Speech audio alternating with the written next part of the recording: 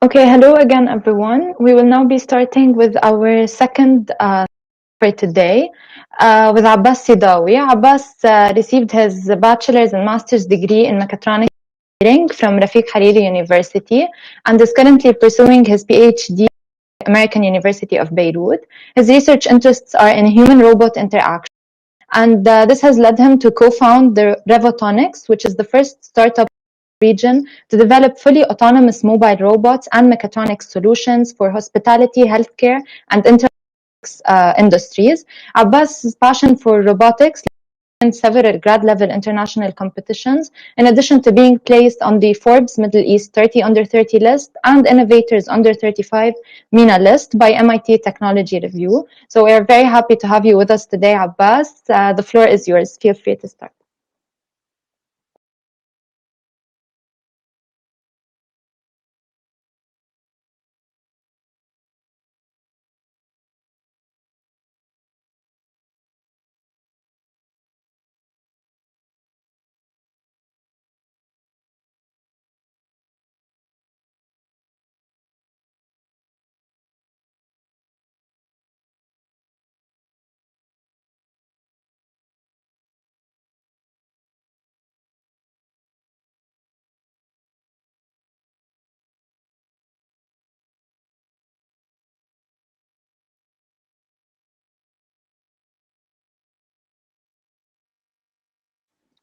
Okay, I'm sorry. I think, Abbas, we can't hear you. There's a technical issue.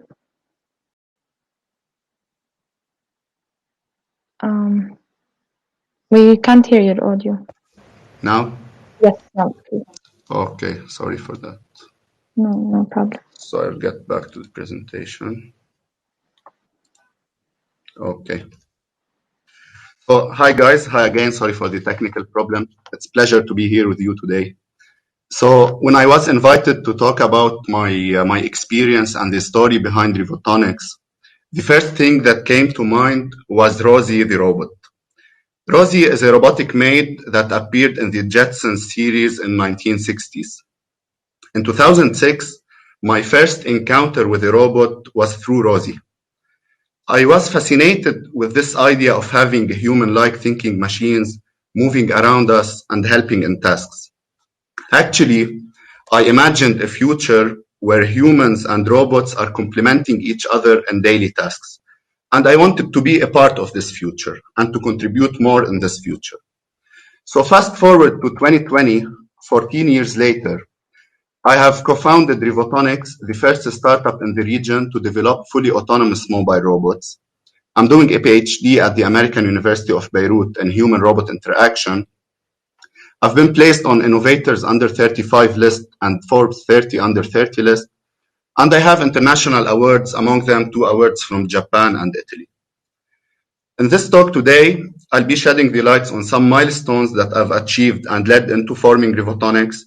Then I'll be talking about 2 AI-powered robots that we have at Robotics, and I will end my talk with some insights about the future of jobs in the AI era. The story behind Robotics started from RHU, Rafiq Hariri University. There, I did my bachelor's and master's degree in mechatronics engineering, and I ranked first on my class. In 2011, I met with Wasim al-Hariri, this guy in the middle here, and together we participated in our first robotics competition. It was a very simple task, line following robot, and the fastest robot would win. So we developed this mouse-looking robot here, and we named it Felix. So please remember this name. Then and of course we won this competition. Then our final real project was a firefighting robot, semi-autonomous robot that can enter buildings, detect fire, put them off, and then send messages to the rescue teams. And also Wasim was a part of this project. So now looking at these projects, I think most of you are thinking how simple or naive these projects are, and I totally agree with that. However, I decided to talk about these 2 projects in particular. First, because they were my first experience in robotics, and second, to shed the light on the fact that every successful person and every success story starts small. So So although these achievements or these goals were very small at the beginning of my journey, however, they are the foundations of every success to come. And this is the case with every successful person. So after my master's degree, I submitted applications for PhD in Europe, and I was accepted in Germany. However, few weeks before my travel, my dad passed away. So it was a very tough period in my life. I had to do some sacrifices. I had to stay near my family here in Lebanon.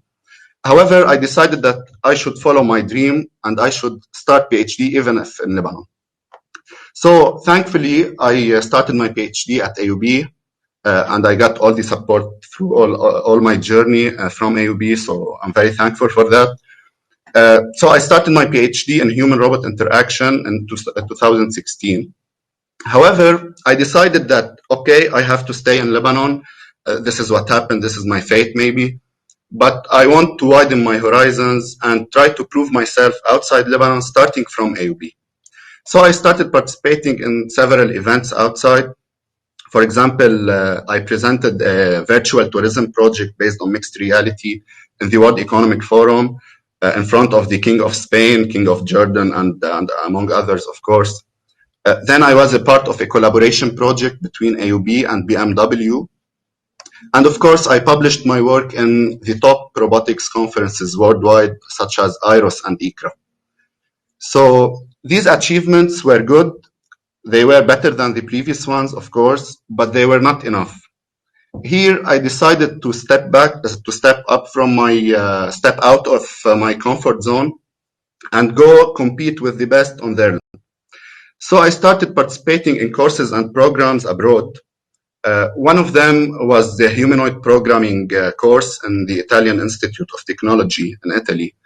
There I was a part of a team that won the second place in the final challenge in this course, where we had to develop an AI computer vision and the kinematics-based software to be able to respond to voice commands, to detect some objects, and be able to maneuver and manipulate some objects based on their physical properties. After this, I went to Japan, where I participated in a space robotics program. I stayed in Japan for around 3 months. There I was a team leader for a team that won the first prize in the final challenge, where we had to develop from scratch a software for navigation and detection to be deployed on a Mars-like robot. So this experience in Japan actually was life-changing. There I saw how the industry and the academia are collaborating hand in hand and together in order to contribute into sciences, automation, and robotics. And this opened my eyes to the fact that here in Lebanon and in the region, we have a huge gap between research and industry.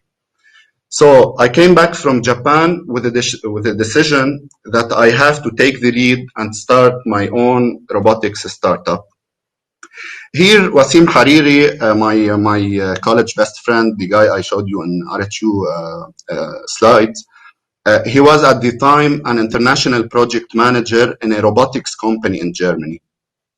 So we talked together, we shared the same vision, we had the same goals, and we found out that we have a complementary skills. So Wasim has skills in management of a robotics company. In addition to his technical background in robotics, he has a master's degree from Italy in robotics. And I have the technical and research skills. So we started co-founding Rivotonics, and here our third co-founder came on board, Mr. Ahmad. Ahmad is a serial businessman, can say. He's a traditional businessman. He trusted in our idea and our vision and invested in our first product in order to launch Rivotonics. So Rivotonics was launched in December 2018 with the mission of creating robots that live in harmony with people, provide them with services, and improve the quality of their lives. This is a very huge vision, I know, but we're certain that autonomy, either with Rivotonics or without Rivotonics, autonomy will get us there. So we wanted to contribute in this future anyway. Rivotonics now, before talking about the industries, now our R&D offices are here in Lebanon. We have an operating office in Dubai, And also we have our manufacturing partners, and Wasim is based in Germany. So at Rivotonics, we work in three main industries, the hospitality, healthcare, and intralogistics. However, in this talk, I'll be talking only about hospitality and healthcare, and I will talk briefly about one robot of each industry. So Rivotonics was launched through Felix. So we developed Felix from scratch in Rivotonics, the hardware part, the software part. However, we manufactured the robot in Germany to get the credibility of the German manufacturing. And as you can see, our first robot was named Felix after the robot that won the first competition in the university. So that's why I mentioned the name earlier. Felix is an advertising and customer support robot. You can think about it as a physical Facebook model. So it can navigate autonomously in indoor environments, detect people, display targeted ads, and report back statistics to the advertisers. Talking more about the features of Felix, we're using probabilistic AI to create a map of the environment. Then Felix can detect the static and dynamic obstacles. By dynamic, I mean maybe people passing by. It can predict how these passers are going in order to plan its own path. And of course, the robot stops at an interaction distance with people in order to display the targeted ads. As for targeting, we're using AI to predict the age and gender of the viewers, in addition to analyzing or predicting the interests of these viewers based on the accessories they are wearing or the outfit that they have.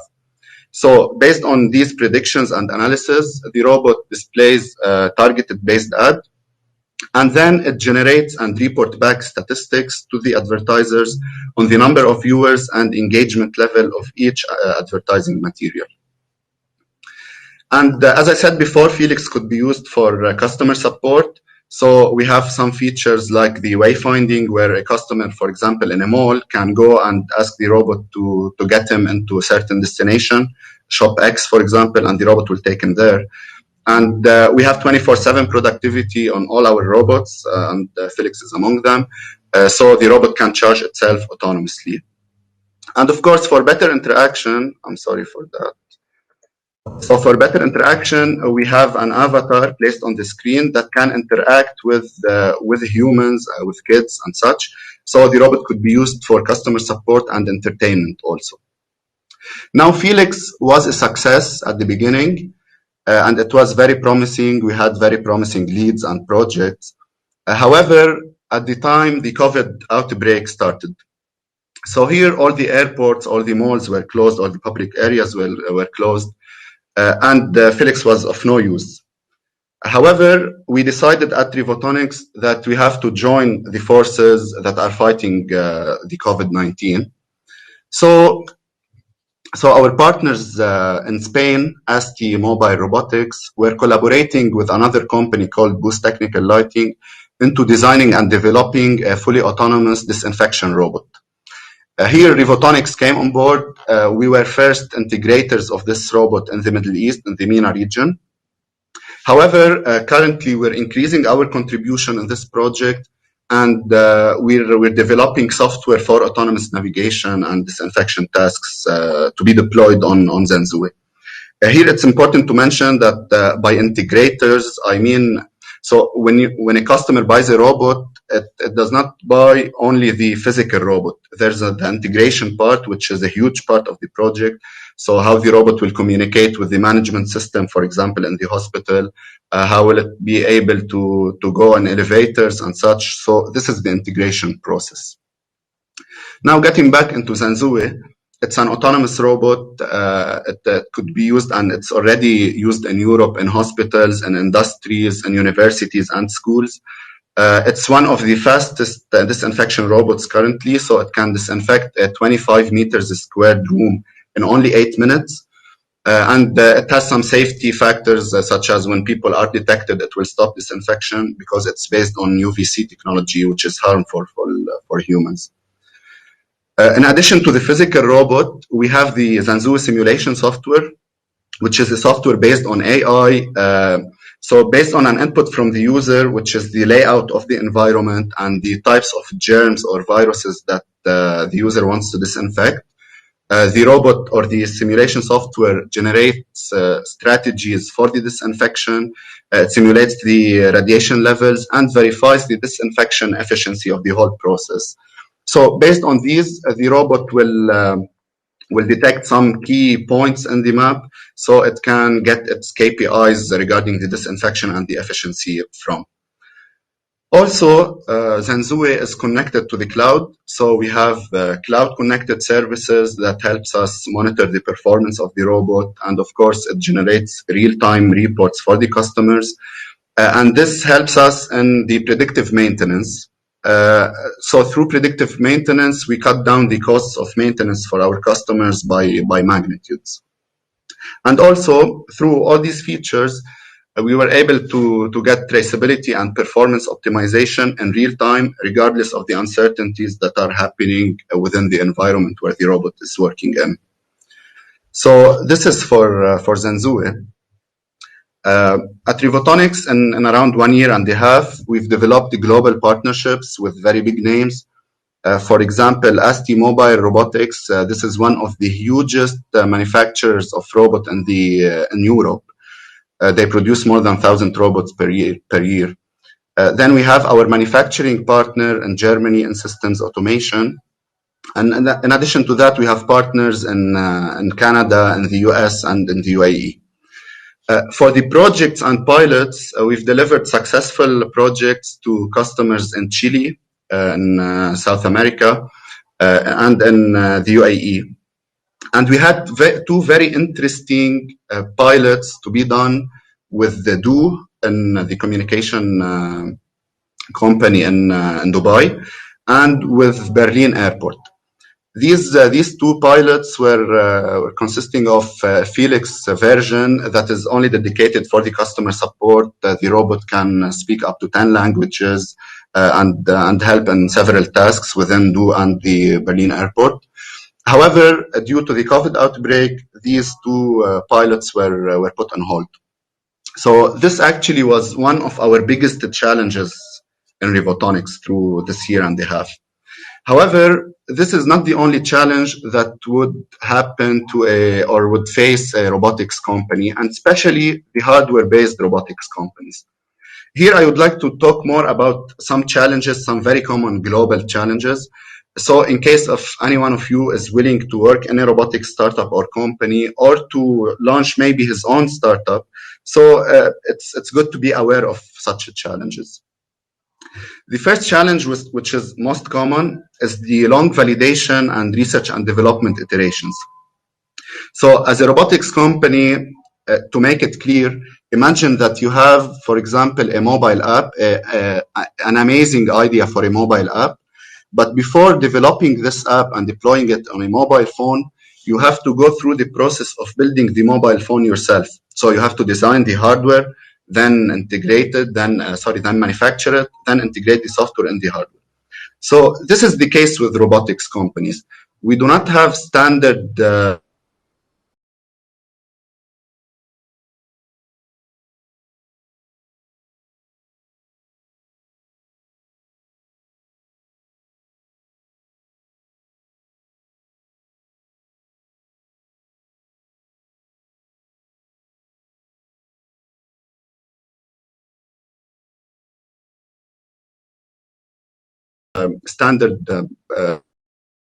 huge challenge.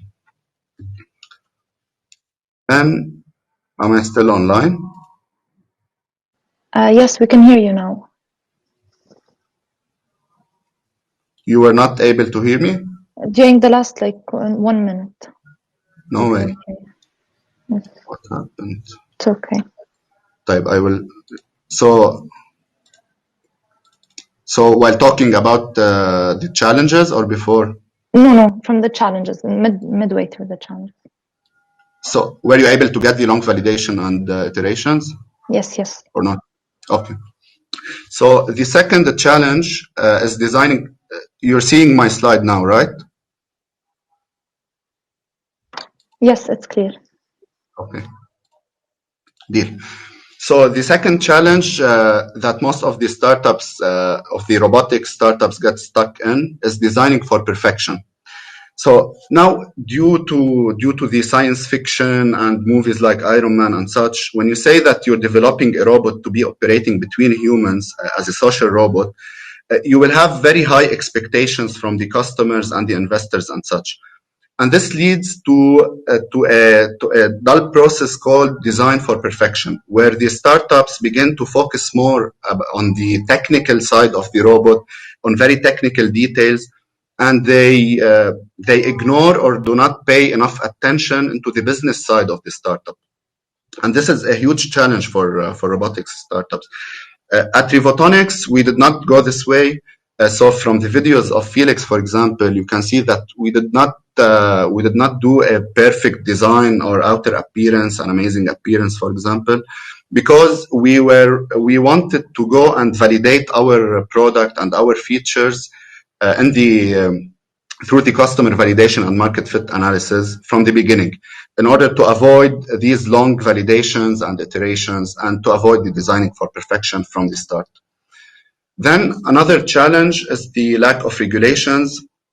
Now we've been seeing the robots operating in industries in closed and structured environments for several years or for tens of years now. These robots, industrial robots, they have their own regulations and rules. However, the wave of social robots is considered new, and it's like for the last 10 or 5 years, this deployment of social robot started to happen. So we do not have these international standards and regulations and laws that governs this use of robots in the public areas and between people and in the social life. So, for example, when we tried to deploy Felix in a mall in Dubai, we were faced by several legal questions. So, for example, who would be responsible if the robot broke a glass or hit a child? Is it the manufacturer, which is Rivotonics, or the customer, which is the mall, or the passer that passed by the robot? So, who would take the responsibility on that? Now, from now till we have these very clear and global regulations and laws for deploying robots between people, this will remain a challenge, and this will be a huge burden into seeing robots around us in everyday tasks. So this lack of regulations is actually one of the main reasons that is leading to not seeing robots around us every day and in our public life. Of course, we have other challenges such as expensive components, low labor costs, especially here in the MENA, in addition to the low awareness. However, due to the COVID-19, this awareness has been increased and people are trusting more in robots. Customers are trying to find ways in order to deploy robots in their facilities. And investors are being, they are encouraged to take the risk and invest in robotics startups. And of course, all these challenges lead to the long return on investment, which is a huge burden also and challenge for robotics startups from both sides, from the investors' side, where they were not willing to take the risk to invest in robotics startup, and from the customer side, because also they were not willing to take the risk into buying robots for hundreds of thousands of dollars that have long return on investment period or even low return on investment percentage. So these are the most common challenges. However, although we have all these challenges, but the future for AI and robotics looks promising. So when I was preparing for this presentation, I was not going to talk about the future of jobs. However, I found a report by the World Economic Forum that was published 3 weeks ago. And here it shows that among the top 20 job roles of increasing demand in the coming 5 years, so by 2025, we have data scientists, AI specialists, and robotics engineers. These 3 roles or jobs are included in the top 20 demanded roles in the coming 5 years. So this is a very good indication of where are we going and the future of jobs. So guys, if you're here to get more information about AI here in an AI weekend, if you're here to get more information about the AI to decide whether you want to get into AI or not, or if you're here because you're interested in AI also. So this is the right place to start contributing in the future. And this is an indication. The World Economic Forum is a trusted source, so it's a huge indication of where are we heading, and that we're here in the right place, doing the right thing. So zooming in into our region, also the report covers Saudi Arabia and the UAE, and also we can see that AI and data science are among the top demanded roles in the coming 5 years, even in our region. Now, if you're interested, if you're a decision maker in a startup in general, technology-based startup, or if you're thinking about launching your own startup, this report also covers an important piece of information, which is the new technology adoption in the coming decade. So from the data in Saudi Arabia and the UAE, we can see, for example, for the artificial intelligence, 86% of the companies surveyed in this report reported that they already started or they are willing to start deploying artificial intelligence in their solutions and products. For the UAE, this percentage is 76%. And this is because, so the percentage in the UAE is lower because we know that the UAE is more advanced, and most of the companies, or a huge number of the companies there, are already deploying AI and machine learning. So again, to get to the main point, if you're interested in launching a new startup, it's good to look at such records and statistics to know or to save yourself some customer validation time. So from these charts, we can know that there is a huge demand for AI in the future. So a startup based on AI would be beneficial, and it would have customers, hopefully. Same for robotics, for example, in Saudi Arabia. So talking about all these, the future of jobs, the implementation of AI in robotics and such, it's obvious, and we're certain that the future is going to be based on automation. Automation is coming in huge waves, and it will affect the way we live, the way we interact with other objects, with other people, and it will have negative and positive effects. So from the negative effects, automation, as per the World Economic Forum also, automation will lead into 85 million people losing their jobs or being displaced from one job to another. However, 97 million roles and new jobs might emerge due to automation also. And among these new roles, we have roles that are not existing yet. So, for example, we might have roles in human-robot collaboration and such. So in order to be among the 97 million, not the 85 that are losing their jobs, a must-have skill is the skills building skill, which I like to call the skills building. We have to be able to build our skills and improve our skills day by day, week by week, and month by month. And this is supported by the fact that 94% of business leaders expect their employees to pick up new skills on the job. And here it's good to mention that this percentage was 68% 2 years ago. So in 2 years, this percentage increased from 68% to 94%. And if you're here coming from other background, it's not too late to start working with AI, because also report shows that it's common for individuals moving into AI now that they lack any key data science or AI skills before. So if you're interested to know more about the future of jobs or the challenges facing robotics companies, so if you're willing to open your own robotics startup, so you don't want to get stuck in such challenges, these two reports are found online and they are free, so they are very interesting read. And finally, at Robotics, we're still an early stage startup. We've been operating for 2 years. Our team now consists of employees from 7 different countries. And of course, all these successes on the personal level, Forbes and MIT Technology Review, and also the successes of the company were a result of all the contributions from all our talented and skilled employees.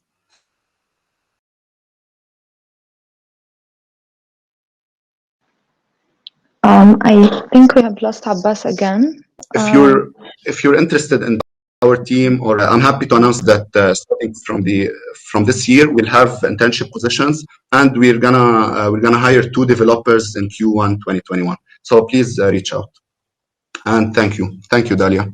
Thank you, guys. I'm happy to Thank you, answer any Abbas, for your question. talk, for explaining all the inspiring projects at Robotics.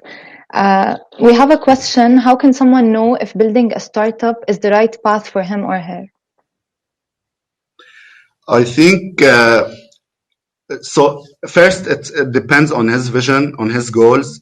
If he is willing or she is willing to go into this long path, working all day and night, being rejected once and twice and 3 times. And I think the best option to do that is try to get an internship or a job first in a startup, just to get this feeling of how working on a startup is. For example, one of the attendees here is a recent employee at Rivotonics, and he's been working for 1 month and a half, like for 14 or 16 hours a day. So this is the life of a startup. If a guy is, or if he or she has the passion and the goal and is willing to invest his time and his time actually, because the money comes from the investor. So if he has these, he can go try working in a robotics startup or in a startup in general, get this idea of how this feels like, and then he can decide whether to pursue this or not. And first of all, he has to get all these skills. So I don't recommend to graduate from university without any experience in industry or business and go open your own startup. You will struggle a lot. So it's good to get experience for 1 year, 2 years at minimum before opening your startup. Okay, great. Thank you. That's all the questions that we have. I think we can now move to the virtual networking session, to the break. Abbas, you will be joining the virtual networking, so you can all choose a table and communicate with Abbas or Christoph or any of the speakers that we have. And then we will move on to our workshop starting at 12. So that's it for now. Thank you, Abbas. Thank you.